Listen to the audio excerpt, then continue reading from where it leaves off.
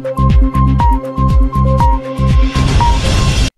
August रोजी ठाणे महापालिकेच्या सहाय्यक आयुक्त कल्पिता पिंपळे हे आपले कर्तव्य बजावत असताना एका माथेफिरूकडून त्यांच्यावर हल्ला झाला व यामध्ये त्यांची हाताची बोटे कापली गेली, तसेच डोक्यात देखील मोठी जखम झाली आहे। त्यामुळे ही एक दुर्दैवी बाब आहे। तेव्हा एक नगरपालिकेचे कर्तव्यदक्ष कर्मचारी प्रामाणिकपणे आपली कामे बजावणाऱ्या एका महिला अधिकारीवर झालेला भ्याड हल्ला होणे अत्यंत संतापजनक आहे। त्यामुळे अशा गुन्हेगारी प्रवृत्तीच्या लोकांवर जरब बसविण्याकरिता कर्तव्यदक्ष अधिकारी आपले काम करत असताना अशा अधिकाऱ्यांवर हल्ला करतात, तेव्हा अशा प्रकारच्या हल्ल्याचा संघटित निषेध करणे आणि हल्लेखोरांवर कठोर कारवाई करणे हाच यावरील उपाय आहे। त्या अनुषंगाने 31 ऑगस्ट रोजी निषेध म्हणून अंजनगाव सुर्जी येथील नगर परिषदेचे कर्मचारी यांनी तहसीलदार यांना निवेदन देऊन आपला रोष व्यक्त केला। तसेच एक दिवसीय काम बंद करून जाहीर निषेध केला।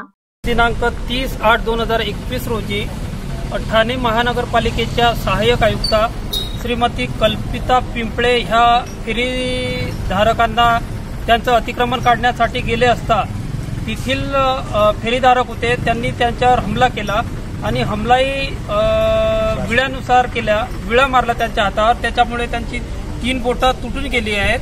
म्हणून त्या निषेधार्थ हा महाराष्ट्र राज्यातील सर्व नगरपालिका आज 1 दिवसाचं काम बंद आंदोलन करीत आहे। रवींद्र वानखडे, विदर्भ न्यूज, अंजनगाव सुर्जी।